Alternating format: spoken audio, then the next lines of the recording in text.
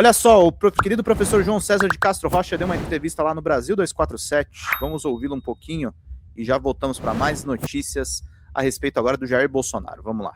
Troca, né? Colocar o filho do Bolsonaro como candidato. O que tem a mão aí do Império?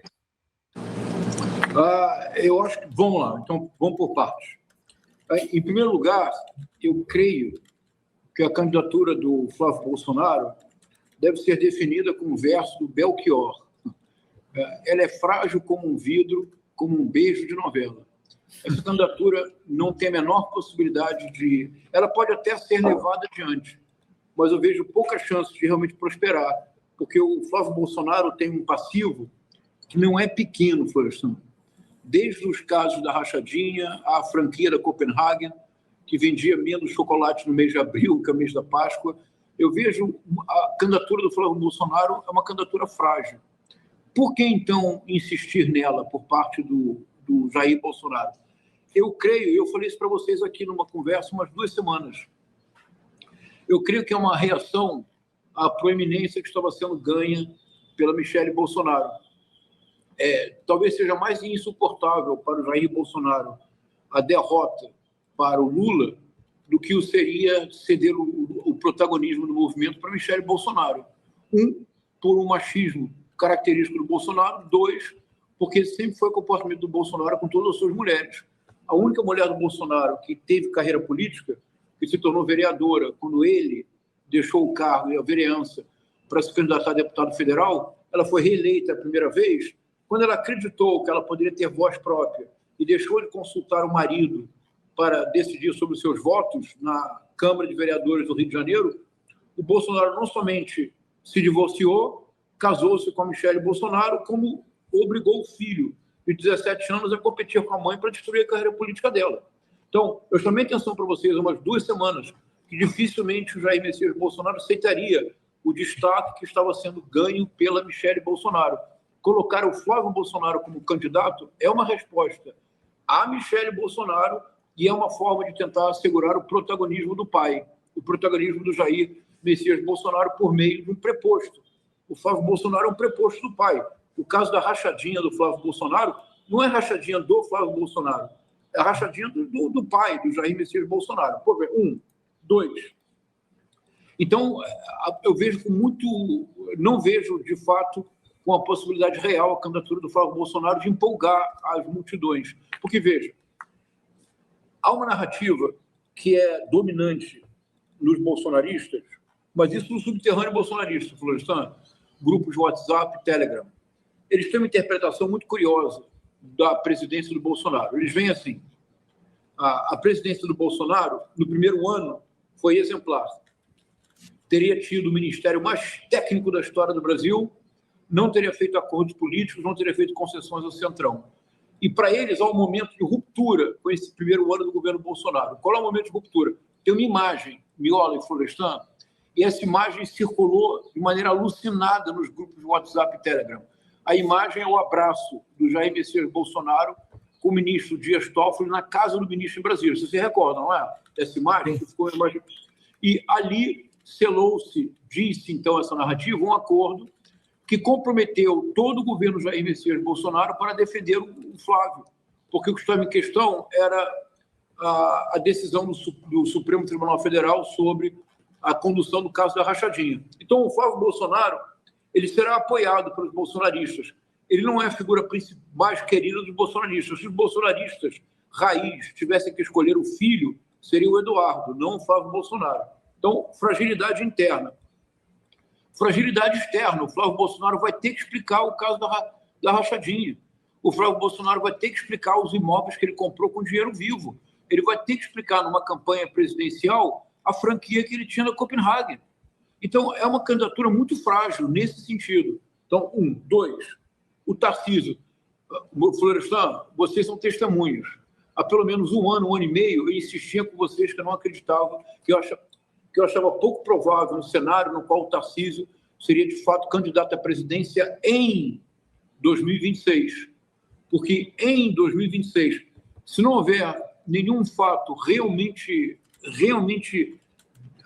novo, e aqui eu me refiro à vitimização do Jair Messias Bolsonaro. Se não houver nenhum fato novo, se a economia em 2026 seguir o que parece que vai seguir, se o projeto de lei, se a medida provisória referente à taxação das bets, dos bancos dos bilionários avançar, se o governo dispuser de um mínimo de condições em 2026 para levar adiante os importantes programas sociais que o governo leva adiante, não será tarefa fácil disputar a presidência com o atual presidente, o Luiz Inácio Lula da Silva. Então, o Tarcísio de Freitas parece mesmo destinado ao governo de São Paulo, mas aqui em Florestan, todo cuidado é pouco. O que se quer preparar são as condições ideais para o retorno da extrema-direita ao poder em 2030. As condições ideais para o retorno da extrema-direita ao poder em 2030 seria com domínio do Senado, de modo a poder subjugar o judiciário. Esse me parece, na verdade, o plano concreto da extrema-direita. O Tarcísio, creio que dificilmente insistirá na candidatura à presidência, não apenas porque o Flávio Bolsonaro agora foi indicado, porque é queimar uma etapa para ele muito perigosa. Todos os candidatos, todos os governadores do estado de São Paulo que realizaram esse gesto de abandonar o primeiro termo, o primeiro mandato, para tentar a presidência, todos foram fragorosamente derrotados. O único que terminou o primeiro turno, isso é uma coisa curiosa, nós esquecemos isso, mas em 2006, o melhor desempenho de um adversário do PT no primeiro turno, tirando o Jair Messias Bolsonaro, foi o Geraldo Alckmin. Vocês se recordam que no primeiro turno o Geraldo Alckmin teve uma votação muito expressiva. Eu não vou recordar maior agora do que ele teve no segundo. Também acho, viu, Lainara? Mas acho que o João César, ele não crava que o Tarcísio vai para governo do estado, não, tá, gente? Eu acho que ele tá insinuando aí que Tarcísio pode ser candidato e ele tá dizendo que o Flávio Bolsonaro é um pato manco, né? Turno. Que é curioso, não, Florestan? No segundo turno desidratou completamente. Mas no primeiro turno deu uma grande esperança ao PSDB. Mas o Alckmin, ele não deixou, ele cumpriu 2 mandatos inteiros em São Paulo, ele construiu uma reputação em São Paulo, só depois ele tentou a presidência. Creio que esse será o movimento do Tarcísio de Freitas. Mas você sabe que nesse caso aí, desde a redemocratização, nenhum governador de São Paulo conseguiu ganhar uma eleição. Nem o Quércia, nem o Alckmin, nem o Serra, nem o João Dória, nenhum deles. É interessante isso, né? Mas, Miola... Mas, João César, em certo sentido, a indicação do Flávio Bolsonaro como o candidato do Bolsonaro, ela surpreende, né? E toma no contrapé setores do establishment, Faria Lima, mídia hegemônica, grande capital, o agro, né? Inclusive os partidos de direita e extrema-direita. Há alguns meses atrás, nós conversamos aqui, tu trabalhavas com uma hipótese de que a família Bolsonaro ela pretendia boicotar as eleições, não se apresentar com candidatura própria nas eleições, para denunciar o que, no entendimento deles, seria uma falta de legitimidade do processo eleitoral e colocar uma suposta crise, né, de legitimidade do sistema. O que tu avalias que mudou a ponto de eles não só apresentarem candidato, mas virem com um nome próprio, que do ponto de vista dos interesses do próprio Bolsonaro, interesse central dele, que é o indulto e a anistia, o que se queira, quer se livrar da cadeia, não é a escolha mais inteligente, porque o Flávio Bolsonaro, pelas razões que tu elencas aqui, ele não teria as chances que um Tarcísio de Freitas, por exemplo, poderia ter. A que tu atribuis o que é, na tua visão, essa tua formulação em relação ao estágio atual da presença dos Bolsonaros no processo eleitoral? Então, vamos lá, Miola. Essa hipótese de que o plano da extrema-direita não seria a presidência, e sim o Senado, era, na verdade, uma formulação que eu fazia a partir da própria movimentação da extrema-direita. Vocês se recordam que há mais ou menos uns 6 meses atrás, eles tinham um lema. O lema era: eleição sem Bolsonaro é ditadura, eleição sem Bolsonaro é fraude. E eles tentaram construir esse discurso Em parte, esse discurso foi fundamental para a ida do Eduardo Bolsonaro em fevereiro para os Estados Unidos, e quando em julho, no final de julho, o Trump, não com uma carta oficial, mas publicou na sua rede social aquela carta longa dirigida ao presidente Lula, a mensagem era muito clara. Eleição sem Bolsonaro não seria reconhecida pelos Estados Unidos. Isso no final de julho. Mas a política é muito volátil, e olha, vocês trabalham com isso há muito mais tempo do que eu. A minha intuição, mas é só intuição mesmo, Miola, é que a indicação do Flávio Bolsonaro foi, de fato, uma resposta à proeminência que estava sendo adquirida pela Michelle Bolsonaro. E vamos reconstruir um pouco a situação.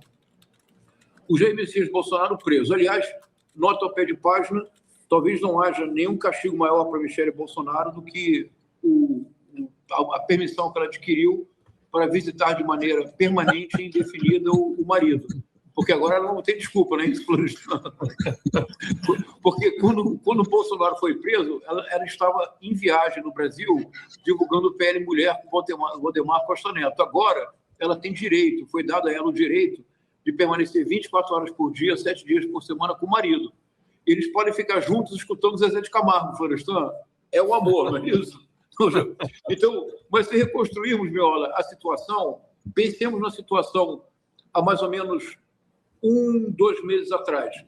Vocês concordariam que a estrela da franquia Bolsonaro, que é uma franquia, a estrela da franquia Bolsonaro não era o Jair, muito menos o Eduardo, que virou camisa 10 do Lula, nunca foi o Flávio, o Carlos Bolsonaro é apenas um homem, como se diz em espanhol, tras las bambalinas, é o homem dos bastidores. O Jair Renan não conta em Balneário Camboriú. Vocês concordariam que há 2 meses atrás a grande estrela da franquia Bolsonaro era a Michelle? Viajando em todo o país, fazendo articulações políticas, declarando apoio a candidatos, como, por exemplo, ela declarou apoio a Carol de Tone, Miola. A declarar apoio a Carol de Tone quer dizer opor-se a Carlos Bolsonaro, senador em Santa Catarina. Quer dizer jogar no lixo a indicação do marido. Esqueçamos marido, isso é muito machista. Quer dizer jogar no lixo a indicação do líder do movimento. Não, é mais que isso, né? Tem o Ciro Gomes também. Então, é que eu ia chegar aí, eu vou chegar aí justamente. Eu estou recuando lá atrás, olha. Tá. Então, e chegou o momento, e eu falei aqui para vocês há 2 semanas atrás, eu disse, creio que a Michelle Bolsonaro deu um passo muito além das pernas dela. Que passo é esse? Ela chega no Ceará, uma pessoa que ela não tem nenhuma legitimidade, não por ser mulher, imagina. Por exemplo, eu não teria nenhuma legitimidade hoje para ir numa convenção de um partido qualquer e dizer algo. Eu nunca participei de política partidária, eu não conheço, não sei os meandros, eu ficaria escutando, aprendendo. A Michelle Bolsonaro pediu a palavra e deu uma bronca coletiva. E deu uma bronca coletiva no nome mais importante do PL no Ceará. É uma figura que eu considero execrável, mas o nome único, o verdadeiro nome competitivo no Ceará se chama André Fernandes. O André Fernandes, com a autorização do Jair Messias Bolsonaro, costura um acordo com o Ciro Gomes para tentar subverter a política local no Ceará. O que faz a Michelle Bolsonaro? A Michelle Bolsonaro, no Ceará, dá uma bronca no André Fernandes e em outra pessoa que eu não estou lembrando agora. E declara apoio a um determinado candidato que não é o candidato apoiado pelo Bolsonaro. Percebe o que eu estou dizendo, Florestan? Então, creio que a Michelle Bolsonaro decidiu ganhar um protagonismo, uma voz própria, que na história do clã Bolsonaro não é bem vista. Então, a indicação do Flávio Bolsonaro me parece uma resposta a essa proeminência adquirida pela Michelle, porque não nos enganemos. A Michelle Bolsonaro é potencialmente muito superior, não vamos dizer só entre nós 3 aqui, Florestan e Miola, mas a Michelle Bolsonaro, potencialmente, ela é muito superior ao Jair Messias Bolsonaro como candidata. Ela traz consigo, de maneira assim, inquestionável, o apoio evangélico, maciço. Ela tem chance de congregar um apoio evangélico que o Bolsonaro nunca teria. Ela não conta. E de mulheres, exatamente. Ela está à frente do PL Mulher. Ela não tem nenhuma ideia própria sobre economia, ela seria um fantoche muito útil para o projeto de pelochetização do Brasil. Então, Miola, creio que a indicação do Flávio Bolsonaro diz respeito muito a uma tentativa do Jair de se manter na crista da onda, líder do movimento, e é uma resposta interna a Michelle Bolsonaro. Ela ter dito com todas as palavras que a candidata dela para o Senado em Santa Catarina é Carol de Tone, e lembramos uma coisa importante, Florestan. Em 2022, o Jair Messias Bolsonaro fechou um acordo em Brasília e não apoiou a Damares Alves. A Michele Bolsonaro foi a Brasília e fez campanha pela Damares Alves. E a candidata eleita não foi um candidato do Jair Messias Bolsonaro, foi a candidata da Michele Bolsonaro. Em 2022, no Distrito Federal, houve uma queda de braço entre Michele Bolsonaro e Jair Messias Bolsonaro. Ela venceu. Haverá outra queda de braço agora, essa em Santa Catarina. Perder em Santa Catarina significa que Carlos Bolsonaro perde. Bom, ele como vereador já não tem foro privilegiado, mas ele fica numa posição muito mais vulnerável. Essa, creio, Miola, que essa é uma questão importante. Fala, galera da Folha TV, não se esquece de se inscrever aqui no nosso canal para assistir programas como Folha Notícias Manhã, Folha Notícias Noite, o nosso Folha Entrevista e o nosso Barzinho das Meninas. Muitas coisas bacanas a gente acompanha por aqui e a gente precisa muito, muito do apoio de vocês para nosso trabalho jornalístico, investigativo, de curadoria de conteúdo, com vocês ajudando no nosso Pix, folhademocrata@gmail.com, ou mandando superchats, valeu demais, e os recursos financeiros, tornando-se membro do nosso canal, no nosso curso de jornalismo básico, para você ficar muito bem informado a respeito de tudo. Queridos e queridas, muito obrigado pela presença de todos vocês, vida longa e próspera. Cuidem-se, cuidem dos seus, e não esquece de se inscrever aqui na Folha TV. Até mais!